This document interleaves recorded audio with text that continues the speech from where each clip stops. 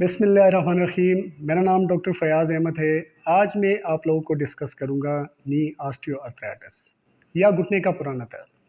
आज की वीडियो में हम ये जानने की कोशिश करेंगे कि नी ऑस्टियोआर्थराइटिस या घुटने का पुराना दर्द है क्या, किन वजूहात के बिना पे होता है, घुटने में ऐसा कौन सा स्ट्रक्चर है, ऐसी कौन सी चीज़ है जिसकी ख़राबी की वजह से घुटने के ये अलामात जो है ये सामने आते हैं और इससे बचाव मुमकिन है कि नहीं और इसका मुमकिन इलाज क्या हो सकता है। तो चलिए शुरू करते हैं। सबसे पहले कि नी ऑस्टियोआर्थराइटिस है क्या। जिस तरह नाम से ज़ाहिर है, नी ऑस्टियोआर्थराइटिस मतलब घुटने में हड्डियों की इन्फ्लेमेशन। अब ये कैसे होती है? आपने सुना होगा कि कुछ लोग आपको कहते हैं कि मेरे घुटने से टक टक की आवाज़ें आती हैं। घुटने में दर्द होता है, टक टक की आवाज़ें आती हैं, उठने बैठने में तकलीफ़ होती है और चढ़ाई चढ़ने में, ऊंची जगह पे जाने से तकलीफ़ होती है और सीढ़ियाँ चढ़ते वक्त मुझे तकलीफ़ होती है। यही पेशेंट आपको ये भी कहेगा कि मैं जब लेटता हूँ तो मुझे कोई तकलीफ़ नहीं होती, या रिलैक्स होकर अगर बैठा हूँ तो मुझे कोई तकलीफ़ नहीं होती। तो ये अलामात जो है ये नी ऑस्टियोआर्थराइटिस के हो सकते हैं।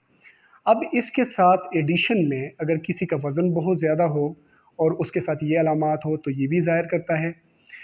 किसी की रिहाइश जो है या घर जो है वो ऊंची जगह पे हो और उसका पूरे दिन में वो घर आना जाना, मार्केट जाना या घर वापस आना, किसी भी काम के लिए आना जाना जो है फ्रीक्वेंटली वो ऊपर ऊंचाई पे जाता है और वापस आता है।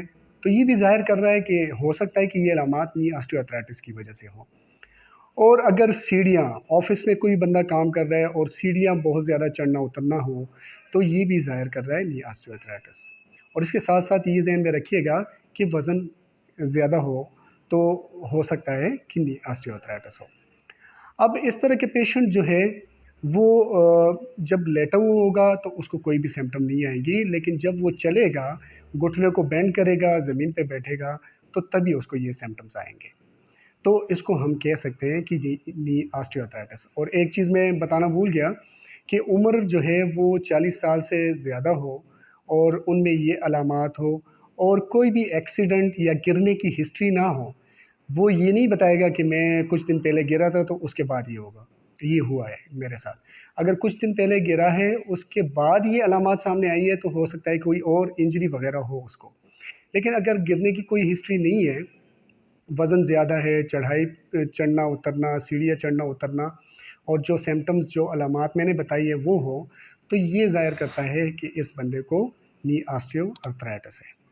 तो अब हम मॉडल के थ्रू हम ये समझने की कोशिश करते हैं कि कौन सा ऐसा स्ट्रक्चर है आपके घुटने में जिसकी वजह से ये अलामात और जिसकी ख़राबी की वजह से नी ऑस्टियोआर्थराइटिस हो सकता है।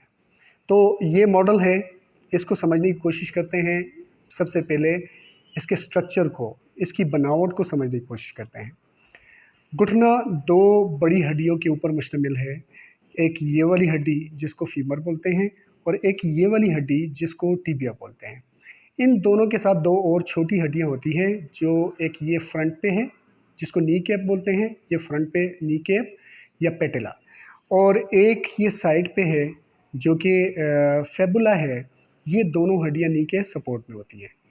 अच्छा, इसके साथ साथ इनके ऊपर मसल्स होते हैं, पट्टे होते हैं, जो नी को सपोर्ट और हरकत करने में मदद देते हैं।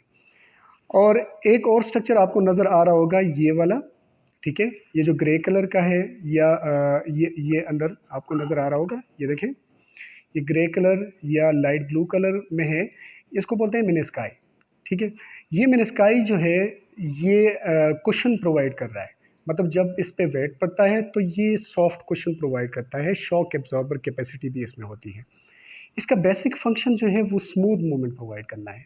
देखें, हम जब चलते हैं तो उठते बैठते हैं या चलते हैं, घुटना बेंड होता है और सीधा होता है। तो इसमें बग़ैर किसी आवाज़ के हमें स्मूथ मूवमेंट ये प्रोवाइड कर रहा है।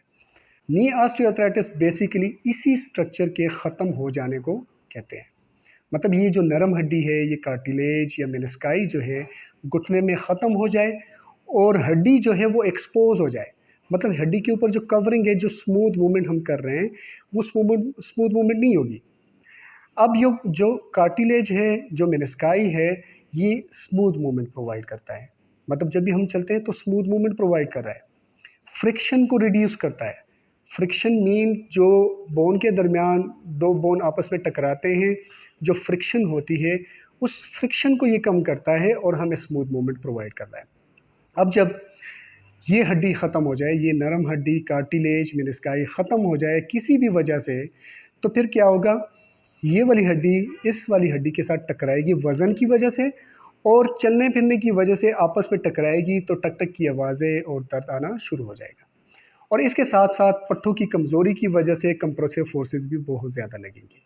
ठीक है, जब वज़न ज़्यादा होता है तो यहाँ पर कंप्रेसिव फोर्सेस जो इस चीज़ को प्रेस कर रहा है, वो वाली फोर्सेस ज़्यादा होने की वजह से भी with the passage of time ये वाली हड्डी कमज़ोर होना शुरू हो जाती है और आहिस्ता आहिस्ता ख़त्म होना शुरू हो जाती है। तो जब ये ख़त्म होगी तो हड्डी आपस में टकराएगी, फ्रिक्शन इंक्रीज़ होगी, रगड़ ज़्यादा होगा, तो पेशेंट को टक टक की आवाज़ें आएंगी और पेशेंट को पेन होगा और उसको घुटना बेंड करते वक्त और सीधा करते वक्त तकलीफ़ होगी। इसी तरह चढ़ाई चढ़ते वक्त घुटने पे बहुत ज़्यादा कंप्रेशन आएगी, चिपकने वाली फोर्स लगेगी, तो उससे भी पेशेंट को तकलीफ़ होगी। तो इस कंडीशन को नी ऑस्टियोआर्थराइटिस कहते हैं। जब ये पेशेंट एक्सरे करता है तो एक्सरे में इन दोनों हड्डियों के दरमियान जो फासला होता है वो फासला कम हो जाता है। फासला कम होने की वजह से, फासला जब कम होगा तो ये ज़ाहिर कर रहा है कि ये नी ऑस्टियोआर्थराइटिस का पेशेंट है। तो उम्मीद करता हूँ यहाँ तक आप समझ गए होंगे कि नी ऑस्टियोआर्थराइटिस किन लोगों में बहुत ज़्यादा कॉमन है और किन वजूहात की बिना पे होता है, और जोड़ में कौन सा ऐसा स्ट्रक्चर है जिसकी ख़राबी की वजह से ये अलामात सामने आती हैं। अच्छा, अब आगे जाते हैं कि इसका पॉसिबल तरीक़ा इलाज क्या है। देखें, अगर इनिशियल स्टेज है, कुछ अरसा में ये कंडीशन डेवलप हुई है, पेशेंट को सिर्फ दर्द हो रहा है, वो चल फिर रहा है, उठ बैठ रहा है, उसको दर्द हो रहा है और क्रेपिटस साउंड हो रहे हैं, चढ़ाई चढ़ते वक्त दर्द हो रहा है, लेकिन बहुत ज़्यादा लिमिटेशन नहीं है एक्टिविटी में, तो फिजियोथेरेपी, फिज़िकल थेरेपी बहुत ही ज़्यादा बेस्ट ट्रीटमेंट है इसके लिए।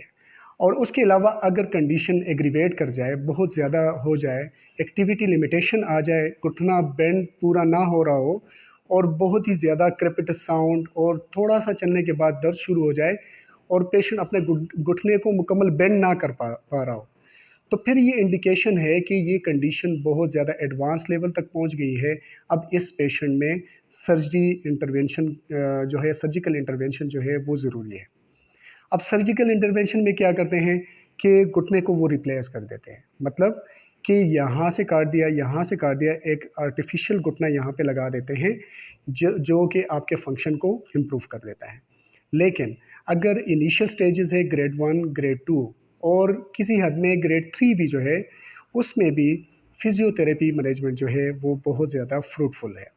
अब फिजियोथेरेपिस्ट करता क्या है? फिजियोथेरेपिस्ट का बेसिक एम जो होता है वो आपके घुटने में घुटने के जो सराउंडिंग मसल्स होते हैं उनको इतना ज़्यादा स्ट्रॉन्ग कर देता है कि वो जब आप चलते फिरते हैं तो ज़्यादा रगड़ नहीं होगी और आपका वज़न जो है वो घुटना बर्दाश्त कर लेगा। मतलब ये है कि एक ब्रेसिंग इफ़ेक्ट आपके घुटने को आ जाएगी। जिस तरह अगर आपके घुटने में दर्द होता है तो आप कोई ब्रेस पेन लेते हैं, कोई सपोर्ट पेन लेते हैं तो उससे दर्द कम हो जाता है, तो वो मसल्स को इतना ज़्यादा स्ट्रॉन्ग कर लेता है कि फिर ब्रेसिंग इफ़ेक्ट होती है, दर्द नहीं होता। दूसरा वो ये करता है कि ट्रैक्शन दे के आपके घुटने में फासला बनाने की कोशिश करते हैं। फासला बनता तो नहीं है, लेकिन जब ट्रैक्शन होती है तो सराउंडिंग में जो फ्लूइड, जो पानी होता है वो घुटने के दरमियान में जाता है और फ्रिक्शन को वो रिड्यूस कर रहा होता है। तो बहुत ज़्यादा कॉमन ट्रीटमेंट जो यूज़ होती है वो फिजियोथेरेपी है, पेन मेडिकेशंस हैं, जो एनसेड्स वगैरह है, जो पेन किलर्स हैं, वो ऑर्थोपेडिक सर्जन एडवाइस करता है और वो एडवाइस करता है कि आप फिजियोथेरेपी करें। और अगर फिजियोथेरेपी से ये ट्रीटमेंट कंडीशन जो है वो इम्प्रूव नहीं होती तो लास्ट ऑप्शन जो होती है वो फिर सर्जिकल इंटरवेंशन होती है। तो मैं उम्मीद करता हूँ कि आज की वीडियो में आप नी ऑस्टियोआर्थराइटिस के बारे में समझ गए होंगे, और अगर कोई भी क्वेश्चन है इससे मुतल्लिक तो आप मुझसे कमेंट में पूछ सकते हैं। मैं कोशिश करूंगा कि आपको उसका आंसर कर सकूं, और अगर आप चाहते हैं किसी और मसले के ऊपर मैं वीडियो बनाऊं तो कमेंट में लाजमी मेंशन कीजिएगा। आपसे इजाज़त चाहूँगा। अल्लाह हाफ़िज़।